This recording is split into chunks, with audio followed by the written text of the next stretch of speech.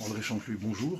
Bonjour. Bienvenue à la librairie Vincent, où vous êtes présent aujourd'hui pour dédicacer votre livre US Go Home. Yes.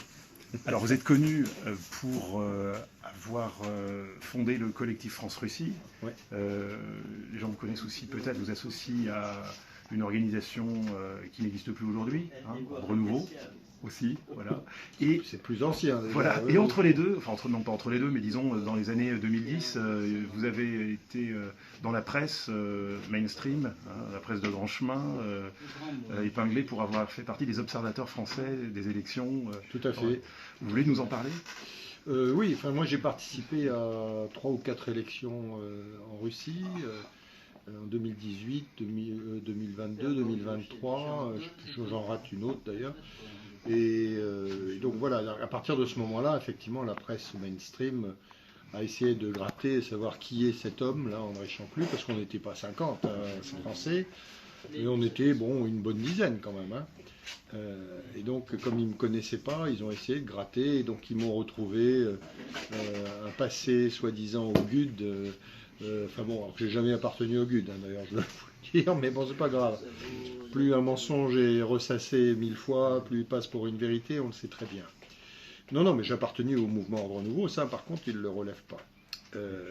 Voilà, et donc ils ont bien évidemment terni un peu l'image que ça pouvait présenter, puisque effectivement on a fait un vrai travail d'experts là-bas, on a été vraiment des observateurs au même titre que des observateurs de l'OSCE, parce qu'en fait c'était ça, on remplaçait purement et simplement les observateurs de l'OSCE. Et on a fait un excellent travail localement, on a été très bien reçus aussi par les populations locales, qui ont bien compris notre job, et également par tout le staff qui entourait les élections en Russie, parce qu'il faut dire qu'en Russie, les élections se passent d'une manière extrêmement normale. Il n'y a pas de gens avec des fusils pour forcer le peuple à venir voter. Tout ça, ce sont des mensonges en permanence.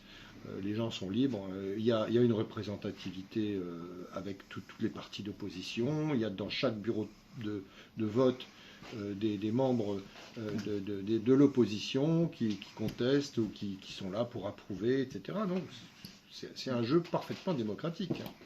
Mais ça, il ne faut pas le dire.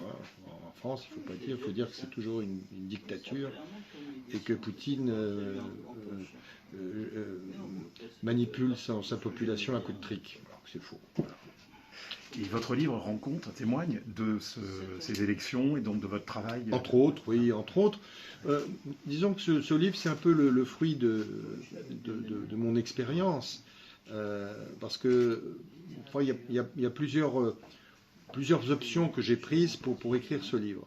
Déjà, mon expérience par rapport à ces élections, qui est importante, qui témoigne effectivement du sérieux qu'on a pu présenter. Je ne parle pas simplement de moi, mais je parle de tous les observateurs, tous les experts qui sont partis là-bas, et pour faire un travail d'expertise et d'observation lors des élections. Ça, c'est la première chose. Et la deuxième chose, c'est également mon témoignage du contact que j'ai pu avoir avec les populations locales, les populations notamment du Donbass et tous les réfugiés, parce que n'oublions pas qu'il y a plus d'1 million de réfugiés, de gens qui sont partis, qui ont quitté leur maison, qui ont quitté leur foyer face à la guerre. Donc c'est ça. Et moi j'aime bien moi le contact humain et voir un peu comment se passaient les choses. Et c'est terrible, terrible. On vit un drame humain permanent là-bas, avec des familles composées maintenant pratiquement plus qu'une maman, avec 2-3 enfants, parce que le père est soit mort, soit sur le front. Voilà, c'est ça la réalité. Donc je pensais que c'était important d'apporter un témoignage par rapport à ça. Alors votre titre, évidemment, il appelle des commentaires, il suscite des réactions. Alors on pense évidemment à l'ancien slogan des l'extrême gauche, vous voyez, les années 60, le Vietnam, bien sûr, évidemment. Bien sûr. Et puis on se dit quand même, et aujourd'hui, avec depuis quelques mois que Trump est arrivé au pouvoir aux États-Unis, bon, les choses changent peut-être. Alors est-ce que le US Go met encore autant d'actualité qu'il l'était bon. Une question?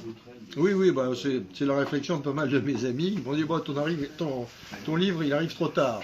Je dis non, déjà il n'arrive pas trop tard parce qu'il y a toujours des conseillers américains en Ukraine, il y a toujours le renseignement américain en Ukraine, il y a toujours les satellites d'Elon Musk qui renseignent les troupes armées ukrainiennes. Donc aujourd'hui rien n'a changé, rien n'a changé. Mais en plus de ça, c'est ce que j'explique dans mon livre, il y a des troupes américaines, des conseillers américains, des officiers américains qui sont là-bas depuis 2014, en poste, c'est-à-dire qu'ils sont en mission. Et on a vu au fur et à mesure des choses, là aussi je l'explique dans mon livre, qu'il y a même des officiers français, puisqu'on sait qu'il y avait quand même déjà à l'époque, quand Mariupol est tombé, il y avait 30 officiers du renseignement français qui ont été pris dans la nasse.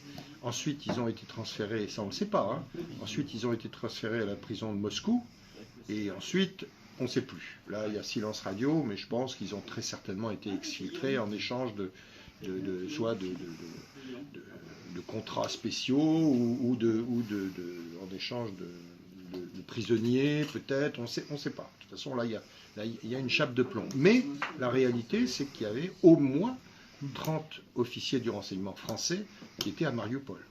Ça, ils étaient en mission, hein. C'était clair, c'était net, c'était précis. Mais non seulement il y avait des Français, mais il y avait des Britanniques, il y avait un peu de tout, il y avait des Américains. Donc quand Mariupol est tombé, ça a été une catastrophe pour le renseignement occidental, parce qu'ils ont perdu quand même dans le coup beaucoup de leurs gars. Hein. Mais ça a continué. De toute façon, aujourd'hui, on constate que l'armée ukrainienne est sous contrôle et sous direction otanienne. C'est pour ça que bon, c'est US Go Home, mais vous avez aussi le symbole de l'OTAN. Voilà. Parce que, à mon sens, les deux sont liés. Les deux sont liés, et je dirais que c'est pas demain la veille que l'OTAN et les Américains quitteront l'Ukraine. Il y a trop d'enjeux en cours, il y a trop de choses qui sont... Alors Trump a beau gesticuler, il a beau dire que demain c'est fini, là cette semaine c'est ça, il y a des pourparlers avec la Russie. Mais non, la Russie n'a aucun intérêt aujourd'hui à signer un accord de paix. Elle gagne. C'est pas une armée qui gagne, qui signe aujourd'hui un recul ou un reflux. Il y a des objectifs militaires, et les objectifs militaires de la Russie sont clairs, nets et identifiés. C'est-à-dire qu'il faut reconstituer la nouvelle Russie. Voilà, c'est clair, net. Et comme l'armée ukrainienne perd, elle perdra, voilà, et puis c'est tout. C'est la Russie qui gagnera. Comme l'a écrit mon ami Xavier Moreau, voilà, la Russie gagnera cette guerre. Donc US Go Home, c'est ça, mais il y a également deux significations, parce que us, c'est nous, go home, nous, on revient à notre terre d'origine. Donc us go home, voilà. Donc il faut savoir que les Russes vont revenir dans leur terre d'origine, qui est le Donbass élargi. Voilà. Ça, c'est la réalité du terrain. Hein, de toute façon. Alors une autre question que j'ai envie de vous poser, c'est sur plutôt la vision, disons, de nos affinités culturelles et politiques à nous, Français, Européens, disons, de l'Ouest ou du Centre, hein, par rapport d'une part à la Russie et aux États-Unis. Il y a une vision qui existe en géopolitique qui consiste à considérer en fait que non pas le continent Eurasie, mais en gros l'Europe comme un isthme, et puis à équidistance du monde américain du Nord et du monde russe à l'Est. Alors, est-ce que c'est... J'imagine que vous ne partagez pas cette vision, je suppose. Bah, après, est-ce que, au contraire, vous êtes plutôt sur la vision eurasiste? C'est pas forcément le cas. Vraiment, je pose la question. Laquelle, selon vous, est la plus féconde, la plus vraie, la plus utile, peut-être, pour des Français d'aujourd'hui? Je dirais que pour les Français d'aujourd'hui et la France en général, et notre avenir, et nos enfants et nos petits-enfants, je pense qu'il est clair que... Moi, je suis très proche d'Alexandre de Guin, hein, c'est un ami. Hein.